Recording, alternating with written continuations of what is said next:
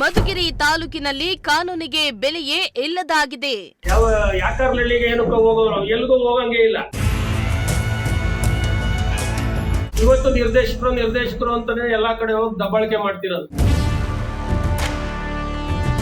ತಂದೆ ಮಕ್ಕಳು ಸೇರಿ ನನ್ನ ಮೇಲೆ ಷಡ್ಯಂತ್ರ ಮಾಡ್ತಿದ್ದಾರೆ. ಆ ಮನುಷ್ಯ ನನಗೆ ಹೇಳಕ್ ಬರ್ತಾರೆ, ಯಾಕಂದ್ರೆ ಫಸ್ಟ್ ಅವ್ರಿಗೆ ಒಂದು ಸಂಸ್ಕೃತಿನೇ ಇಲ್ಲ ಮನುಷ್ಯಗೆ. ಮಾತಾಡೋದು ದುಡಿಗಿರಲ್ ಮನೆ ಮಾತಾಡಿದಾಗ ಹೋಗಲಿ ಬಾರಲಿ ಅವನು ಇವನು ಅಂತ ಹೇಳ್ಬಿಟ್ಟು ಹೆಂಗ್ ಸಿಕ್ಕಿರಂಗೆ ಮಾತಾಡೋದು. ತುಮುಲ್ ಮಾಜಿ ಅಧ್ಯಕ್ಷ ಕೊಂಡವಾಡಿ ಚಂದ್ರಶೇಖರ್ ಕಿಡಿ. ನನಗೂ ಮಾತನಾಡಕ್ ಸಾಕಷ್ಟು ಗೊತ್ತವೆ, ಏನ್ ಮಾತಾಡ್ಬೇಕಾದ್ರೆ ನನಗೇನು ಯಾರ್ದೇನ್ ಭಯ ಭಕ್ತಿ ಯಾರು ಇಲ್ಲ ನನಗೆ. ಮಧುಗಿರಿ ತಾಲೂಕಿನಲ್ಲಿ ಕಾನೂನಿಗೆ ಬೆಲೆಯೇ ಇಲ್ಲದಂತಾಗಿದ್ದು, ಶಾಸಕ ಕೆಎನ್ ರಾಜಣ್ಣ, ವಿಧಾನ ಪರಿಷತ್ ಸದಸ್ಯ ರಾಜೇಂದ್ರ ರಾಜಣ್ಣ ಮತ್ತು ಅವರ ಬೆಂಬಲಿಗರು ನಿರಂತರವಾಗಿ ನನ್ನ ವಿರುದ್ಧ ಷಡ್ಯಂತ್ರ ಮಾಡುತ್ತಿದ್ದಾರೆ ಎಂದು ತುಮುಲ್ ಮಾಜಿ ಅಧ್ಯಕ್ಷ ಕೊಂಡವಾಡಿ ಚಂದ್ರಶೇಖರ್ ಆರೋಪಿಸುತ್ತಿದ್ದಾರೆ.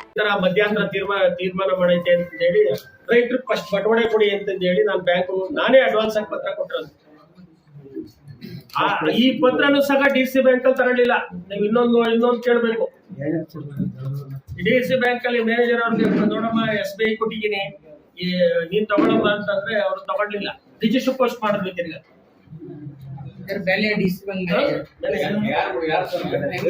ಕಾತ್ಯಾಯಿನಿ ಅಂತ ಹೇಳ್ಬಿಟ್ಟು ವ್ಯವಸ್ಥಾಪಕ ಅಲ್ಲಿ ಡಿಸಿ ಬ್ಯಾಂಕ್ ಅಲ್ಲಿ ಸಿಸ್ಟಮ್ ಇರೋದೇ ಹಂಗೆ. ನಾನು ಹಿಂದಗಡೆ 2-3 ಸಾರಿ ಉಪಾಧ್ಯಕ್ಷ ಆಗಿದ್ದೀನಿ, ಡೈರೆಕ್ಟರ್ ಆಗಿದ್ದೀನಿ ಎಲ್ಲ. ನೀವು ಡಿಸಿ ಬ್ಯಾಂಕ್ ಅಲ್ಲಿ ಒಂದು ಪೀಸ್ ಪೇಪರ್ ಏನೂ ತರಕ್ ಆಗಲ್ಲ.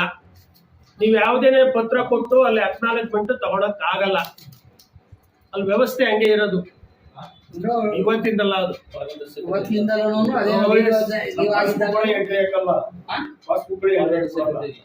ಪಾರದರ್ಶಕತೆ ಅನ್ನೋದನ್ನ ಕೇಳ್ಕೋಬೇಕಷ್ಟೇ ನಾವು.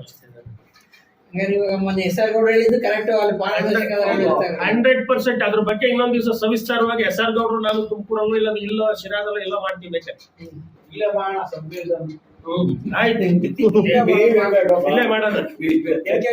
ಇನ್ನು ಪಟ್ಟಣದ ಪ್ರವಾಸಿ ಮಂದಿರದಲ್ಲಿ ಶನಿವಾರ ಹಮ್ಮಿಕೊಂಡಿದ್ದ ಸುದ್ದಿಗೋಷ್ಠಿಯಲ್ಲಿ ಮಾತನಾಡಿದ ಅವರು, ಕಳೆದ 2023ರ ವಿಧಾನಸಭಾ ಚುನಾವಣೆ ಸಂದರ್ಭದಲ್ಲಿ ಕಾಂಗ್ರೆಸ್ನಿಂದ ಸ್ಪರ್ಧಿಸಲು ಅರ್ಜಿಯನ್ನ ಸಲ್ಲಿಸಿದೆ. ನನ್ನ ಹಕ್ಕು ನಾನು ಕೇಳಿದ್ದೇನೆ. ಕೊಡುವುದು ಬಿಡುವುದು ಹೈಕಮಾಂಡ್ಗೆ ಸೇರಿದ್ದು. ಆದರೆ ಅಲ್ಲಿಂದ ದ್ವೇಷ ಪ್ರಾರಂಭವಾಗಿದ್ದು, ನನ್ನ ಮೇಲೆ ಮತ್ತು ನನ್ನ ಜೊತೆಯಲ್ಲಿರುವವರ ಮೇಲೆ ನಿರಂತರವಾಗಿ ದ್ವೇಷವನ್ನ ಸಾಧಿಸಲಾಗ್ತಾ ಇದೆ. ನನ್ನ ಎಲ್ಲಾ ಆಸ್ತಿ ಇರುವುದು ಕೊಂಡವಾಡಿಯಲ್ಲಿ. ಆದರೆ ತಹಸೀಲ್ದಾರ್ಗೆ ಹೇಳಿ ನನ್ನ ವಾಸಸ್ಥಳ ದೃಢೀಕರಣ ರದ್ದು ಮಾಡಿದ್ರು. ತುಮುಲ್ ಚುನಾವಣೆಗೆ ಡೆಲಿಗೇಷನ್ ನೀಡುವ ಸಂದರ್ಭದಲ್ಲಿ ಹಿಂದಿನ ದಿನ ನನ್ನನ್ನ ಅನರ್ಹ ಮತದಾರರ ಪಟ್ಟಿಗೆ ಸೇರಿಸಲಾಯಿತು. ಕೋರ್ಟ್ ಮೊರೆ ಹೋಗಿ ಸ್ಪರ್ಧೆ ನಡೆಸಿದೆ. ಸಹಕಾರ ಸಂಘಗಳ ಸಹಾಯಕ ನಿಬಂಧಕ ಸಣ್ಣಪ್ಪಯ್ಯನವರನ್ನ ಬಳಸಿಕೊಂಡು ನಮ್ಮ ನಿರ್ದೇಶಕರಿಗೆ ನೋಟಿಸ್ ನೀಡಿದ್ದಾರೆ.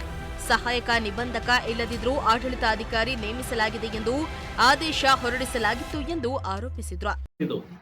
ಮೊದಲನೇದಾಗಿ ಏನು ನಡೆದಂತ 23ನೇ ಇಸ್ವಿ ಚುನಾವಣೆಯಲ್ಲಿ, ವಿಧಾನಸಭಾ ಚುನಾವಣೆಯಲ್ಲಿ ನಾನು ಇಲ್ಲಿಗೆ ಸ್ಪರ್ಧೆ ಮಾಡಿದ್ದೆ. ಸ್ಪರ್ಧೆ ಮಾಡಬೇಕು ಅಂತಂದೇಳಿ ಪಾರ್ಟಿಯಲ್ಲಿ ನಾನು ಕಾಂಗ್ರೆಸ್ ಪಕ್ಷದಲ್ಲಿ ಇದ್ದಿದ್ದರಿಂದ ಅರ್ಜಿ ಹಾಕಿದ್ದೆ. 2 ಲಕ್ಷ ರೂಪಾಯಿ ಬಿಲ್ಡಿಂಗ್ ಫಂಡ್ ಕಟ್ಟಿ 5,000 ರೂಪಾಯಿ ಕೊಟ್ಟು ಅಪ್ಲಿಕೇಶನ್ ತಗೊಂಡು ಹಾಕಿದೆ. ಅಲ್ಲಿಂದ ಇದೆಲ್ಲ ಪ್ರಾರಂಭ ಆಗಿದ್ದಂಥದ್ದು.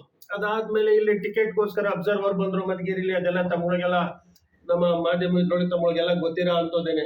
ಅಶಿರಾ ಗೇಟ್ ಎಲ್ಲ ಅವರೆಲ್ಲ ತಡೆದಿದ್ದು. ನಮ್ಗೆ ನಾವು ಮನವಿ ಮಾಡ್ಕೊಂಡಿದ್ದು, ನಮ್ಮ ಹಕ್ಕನ್ನ ನಾವು ಕೇಳ್ಕೊಂಡಿದ್ದು ಅಷ್ಟೇನೆ. ಕೊಡೋದು ಬಿಡೋದು ಹೈಕಮಾಂಡಿಗೆ ಬಿಟ್ಟಿದ್ದು ವಿಚಾರ. ನನಗೆ ಟಿಕೆಟ್ ಇಲ್ಲಿ ಕೊಡೋದು ಬಿಡೋದು ಹೈಕಮಾಂಡಿಗೆ ಬಿಟ್ಟಿದ್ದು. ನಮ್ಮ ಮನವಿನ ನಾವು ಮಾಡ್ಕೊಳಕ್ಕೋಸ್ಕರ ಮಾಡಿದ್ವಿ. ಅಲ್ಲಿಂದ ಈ ದ್ವೇಷದ ರಾಜಕಾರಣ ಶುರುವಾಯ್ತು.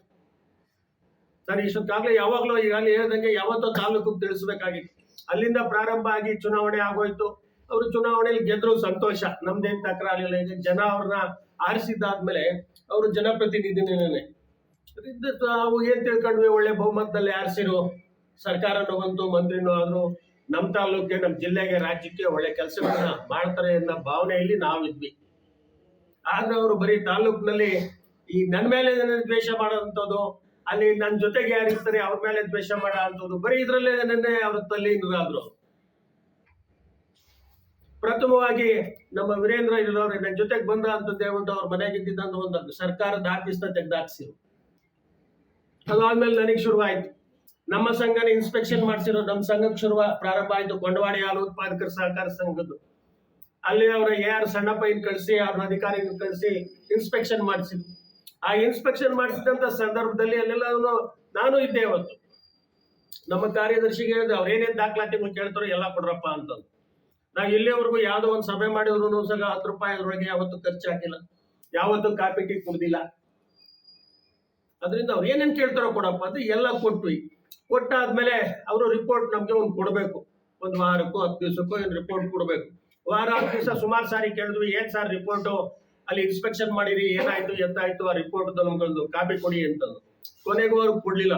ಕೊನೆಗೆ ಅದನ್ನ ನಾನು ಮಾಹಿತಿ ಹಕ್ಕಲ್ಲಿ ಹಾಕಿ ಆ ರಿಪೋರ್ಟ್ ಅನ್ನ ಪಡ್ಕೋಣ ಅಂತ ಪರಿಸ್ಥಿತಿ ನಿರ್ಮಾಣ ಆಯ್ತು. ಮಾಹಿತಿ ಹಕ್ಕಲ್ಲಿ ಆ ಮಾಹಿತಿ ಹಕ್ಕಲ್ಲಿ ಆ ರಿಪೋರ್ಟ್ ಅನ್ನ ಏನ್ ಇನ್ಸ್ಪೆಕ್ಷನ್ ರಿಪೋರ್ಟ್ ಏನಿತ್ತು ನಮ್ಮ ಬಂಡವಾಳ ಹಾಲು ಉತ್ಪಾದಕರ ಸಹಕಾರ ಸಂಘದ ಆ ರಿಪೋರ್ಟ್ ತಗೊಂಡೆ. ಅದು ತಗೊಂಡ್ರದ್ರಲ್ಲಿ ಏನೂ ಇಲ್ಲ, ಏನಿತ್ತು ಅದನ್ನ ಸ್ಪಷ್ಟವಾಗಿದ್ದು ಎಲ್ಲ ಕ್ಲಿಯರ್ ಆಗಿತ್ತು, ಎಲ್ಲ ಯಾವ್ದು ತೊಂದರೆ ಇಲ್ಲ. ಅಲ್ಲಿಗೆ ಇನ್ಸ್ಪೆಕ್ಷನ್ ಮುಗೀತು. ಇನ್ನು ಕೆಎಂಎಫ್ ನಿರ್ದೇಶಕ ಮೈದನಹಳ್ಳಿ ಕಾಂತರಾಜುರವರನ್ನ 2025 ಜುಲೈ 7ರಂದೇ ಸರ್ಕಾರ ಕೆಎಂಎಫ್ ನಿರ್ದೇಶಕರ ಸ್ಥಾನದಿಂದ ತೆಗೆದುಹಾಕಿದೆ. ಆದ್ರೂ ನಾನು ನಿರ್ದೇಶಕ ಎಂದು ಹೇಳಿಕೊಂಡು ಎಲ್ಲಾ ಕಡೆ ಓಡಾಡ್ತಿದ್ದಾನೆ. ಸಭೆ ಸಮಾರಂಭಗಳಲ್ಲಿ ಮಾತನಾಡುವಾಗ ಗೌರವಯುತವಾಗಿ ಮಾತನಾಡುವುದನ್ನ ಕಲಿಬೇಕು. ಮರಳು ದಂಧೆ ಮತ್ತು ಮೇವಿನ ಹಣ ತಿಂದು ಜೀವನ ಮಾಡುವವರಿಂದ ನಾನು ಕಲಿಬೇಕಾಗಿಲ್ಲ ಎಂದು ಕಾಂತರಾಜು ವಿರುದ್ಧ ಕಿಡಿಕಾರಿದ್ರು. ಈ ಪತ್ರಿಕಾ ಪ್ರಕಟಣೆ ಸುದ್ದಿನ ಇವತ್ತು ಕರೆದಿರೋ ವಿಷಯ ಏನಪ್ಪಾ ಅಂತಂದ್ರೆ, ಮೊಟ್ಟ ಮೊದಲನೇದಾಗಿ ಹೇಳ್ಬೇಕು ಅನ್ನೋದಾದ್ರೆ, ನಾನು ಈಗಾಗಲೇ ಯಾವತ್ತೋ ಮಾಡ್ತಾ ಇದ್ದೆ ಇದ್ರ ಬಗ್ಗೆ ಎಲ್ಲ ಮಾಹಿತಿ ಸಂಪೂರ್ಣವಾಗಿ ಹೇಳ್ಬೇಕಾಗಿತ್ತು ತಾಲೂಕದ ನಾನು.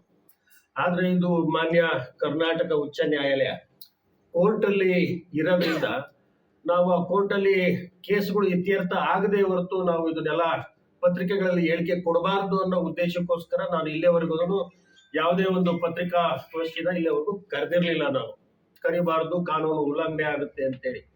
ಆದ್ರೆ ಮೊನ್ನೆ 2ನೇ ತಾರೀಕು ಒಂದು ಪ್ರೆಸ್ ಮೀಟ್ ಅನ್ನ ಕರೆದಿದ್ದಾರೆ. ಕರೆದು ಏನು ನಮ್ಮ ಬಂಡವಾಳ ಹಾಲು ಉತ್ಪಾದಕರ ಸಹಕಾರ ಸಂಘಕ್ಕೆ ಸಂಬಂಧಪಟ್ಟಂಗೆ ಸಾಕಷ್ಟು ಎಲ್ಲನೂ ನನ್ನ ಮೇಲೂ ನಮ್ಮ ಕಾರ್ಯದರ್ಶಿ ಮೇಲೆ, ಆಮೇಲೆ ಅಲ್ಲಿ ಬಂದಿದ್ದಂತ ಕೆಲವು ಮುಖಂಡರ ಮೇಲೆ ಆಪಾದನೆಗಳನ್ನ ಮಾಡಿದ್ದಾರೆ.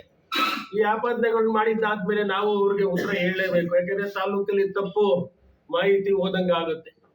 ಅದ್ಯಾವುದು ಒಳ್ಳೇದು ಯಾವುದು ಕೆಟ್ಟದ್ದು ಯಾವುದು ಏನು ಎಂತ ಅಂತಂದು ಸಾಕಷ್ಟು ಜನಗಳಿಗೆ ತಿಳುವಳಿಕೆ ಇರೋದಿಲ್ಲ. ಈ ಪತ್ರಿಕೆಗಳಲ್ಲಿ ಬಂದ ತಕ್ಷಣ ಏನು ಇವರಿಂದನೇ ತೊಂದರೆ ಆಗಿರ್ಬೋದು, ಆ ಪೇಮೆಂಟ್ ಕೊಡಕ್ಕೆ, ಬಂಡವಾಳ ಕೊಡಕ್ಕೆ ತೊಂದರೆ ಆಗಿರ್ಬೋದು ಅನ್ನೋದು ಜನಗಳಿಗೆ ಆ ತಪ್ಪು ಗ್ರಹಿಕೆ ಇರುತ್ತೆ. ಅದಕ್ಕೋಸ್ಕರ ಅದಕ್ಕೆ ನಾವು ಅದಕ್ಕೆ ಏನ್ ನಡೆದಿತ್ತು ಏನಿದ್ದು ಸತ್ಯಾಸತ್ಯತೆ ಏನಂದ್ರೆ, ಯಾವ 2 ಪೇಪರ್ ಹಿಡ್ಕೊಳೋದು, ಇದಿಲ್ಲ ಇದು ನೋಡಿ ಅದಲ್ಲ ಇದು ನೋಡಿ ಅಂತಂದು ಹೇಳ್ಬಿಟ್ಟು ಸುಮ್ಮನೆ ತೋರಿಸಿ ಹೇಳ್ಕೊಳ ಅನ್ಸೋದಲ್ಲ. ತಾವು ಪತ್ರಕರ್ತ ಮಿತ್ರರು ತಮ್ಮಲ್ಲಿ ಒಂದು ಮನವಿ ಏನಂತಂದ್ರೆ, ಯಾರೋ ನಾ ಪೇಪರ್ ಗೀಪರ್ ಇಲ್ಲ ಐತೆ ಅಂತ ಸುಮ್ಮನೆ ಯಾವ್ದಾವ್ದೋ ಈ ಬಟ್ಟೆ ಹಾವು ಅಂತಾರಲ್ಲ, ಆ ಬಟ್ಟೆ ಹಾವು ಬಿಟ್ಟು ನನ್ನ ಹತ್ರ ದಾಖಲೆ ಐತೆ ಅದೈತೆ ಇದೈತೆ ಅಂತ ತೋರ್ಸೋ ಸಂದರ್ಭದಲ್ಲಿ ಒಂಚೂರು ಯಾರನ್ನ ನೀವು ಏನು ಏನೋ ಅಂತಂದು ಇಸ್ಕೊಂಡು ಒಬ್ರು ನೋಡಿದ್ರು ಸಾಕು, ಯಾರನ್ನ ಒಬ್ರು ನೋಡಿದ್ರೆ ಏನೋ ಅಂತ ತಮ್ಮಗಳಿಗೂ ಗೊತ್ತಾಗತ್ತೆ.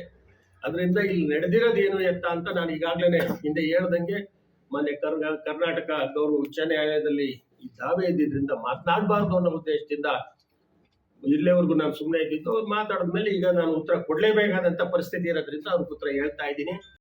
ನಾನು ವಾಸಸ್ಥಳ ದೃಢೀಕರಣ ಪತ್ರ ಅಂತ ಹೇಳ್ಬಿಟ್ಟು ಅದನ್ನೊಂದು ಕೊಟ್ಟಿದ್ದೀನಿ. ಆ ವಾಸಸ್ಥಳ ದೃಢೀಕರಣ ಪತ್ರನ ರದ್ದು ಮಾಡಿಸಿರೋ ತಹಶೀಲ್ದಾರ್ಗೆ ಹೇಳಿ, ನಮ್ಗಲ್ಲಿ ನಾನು ಸುಮಾರು ಅಲ್ಲಿ ಹುಟ್ಟಿರೋದಲ್ಲಿ ಬೆಳೆದಿರೋದಲ್ಲಿ ಯಾರು ಎಲ್ಲಿ ಹುಡ್ತಾರೆ ಎಲ್ಲಿ ಬೆಳೀತಾರೆ ನಿನ್ನೆ ಅಲ್ಲೇ ಏನಿರೋದಿಲ್ಲ. ಪರ್ಮನೆಂಟ್ ಪ್ರೆಸೆಂಟ್ ವಿಳಾಸ, ಪರ್ಮನೆಂಟ್ ವಿಳಾಸ ಅಂತಂದು ನಾವು ಯಾವುದೇ ಒಂದು ಅಪ್ಲಿಕೇಶನ್ ಬಂದ್ರು 2 ಕಾಲಮ್ ಬರುತ್ತೆ. ನಮ್ದೆಲ್ಲ ವ್ಯವಹಾರ ಇರೋದು ಬರೋದು, ನನ್ನ ಮನೆ, ನನ್ನ ಜಮೀನು, ಪ್ರತಿಯೊಂದು A to Z ಇರೋ ಅಂಥದ್ದು ಕೊಂಡವಾಡಿಲಿ. ಅಲ್ಲೇ ಹಾಲು ಹಾಕ್ತಿವಿ. ಅಲ್ಲೇ SBI ಅಕೌಂಟ್ ಐತೆ, ಅವ್ರ DC ಬ್ಯಾಂಕಲ್ಲಿ ಅಕೌಂಟ್ ಐತೆ, ಇಲ್ಲಿ ಪುರವಾರ ಬ್ಯಾಂಕಲ್ಲಿ ಐತೆ. ಈಗ ನಾ ಬೇರೆ ಕಡೆ ಮಧುಗಿರಿಲಿ ಮನೆ ಐತೆ, ಅದು ಕೊಂಡವಾಡಿ ಅಡ್ರೆಸ್ ಇರೋದು ಅದ್ರೊಳಗೆ, ಅದು ಪರ್ಮನೆಂಟ್ ಅಡ್ರೆಸ್. ಅದು ತುಮಕೂರಲ್ಲಿ ಸೈಡ್ ಐತೆ, ಅದು ಪರ್ಮನೆಂಟ್ ಅಡ್ರೆಸ್ ಅಲ್ಲಿರೋದು. ಇಲ್ಲಿ ಐಡಿಯಲ್ಲಿ ಹತ್ರ ಜಮೀನ್ ತಗೊಂಡಿದೆ, ಏನ್ ಅಡ್ರೆಸ್ ಅಪ್ಪ ಅಂತಂದ್ರೆ ಕೊಂಡವಾಡಿದೆ ಅಡ್ರೆಸ್, ಅದು ಪರ್ಮನೆಂಟ್ ಅಡ್ರೆಸ್. ಅದನ್ನ ಅಡ್ರೆಸ್ ಕ್ಯಾನ್ಸಲ್ ಮಾಡಿಸಿರು. ವಾಸಸ್ಥಳ ದೃಢೀಕರಣ ಪತ್ರ ಕೊಟ್ಟಿದ್ದನ್ನ ಅದನ್ನ ಕ್ಯಾನ್ಸಲ್ ಮಾಡಿಸಿದ್ರು. ಈ ಸಂದರ್ಭದಲ್ಲಿ ತಾಲೂಕು ಜೆಡಿಎಸ್ ಅಧ್ಯಕ್ಷ ಬಸವರಾಜು, ಜಿಲ್ಲಾ ಎಸ್ಪಿ ಘಟಕದ ಅಧ್ಯಕ್ಷ SD ಕೃಷ್ಣಪ್ಪ, ಪುರಸಭಾ ಸದಸ್ಯ MR Jagannath, ಮುಖಂಡರುಗಳಾದ Siddanna, RA Narayan, Nagabhushan, DV ಹಳ್ಳಿ ತಿಮ್ಮಣ್ಣ, ಬೋರ್ವೆಲ್ ಕುಮಾರ್ ಇನ್ನಿತರರು ಹಾಜರಿದ್ದರು. ಸಿರಾಜ್ ಅಹಮದ್, ಪ್ರಜಾಶಕ್ತಿ ಟಿವಿ, ಮಧುಗಿರಿ.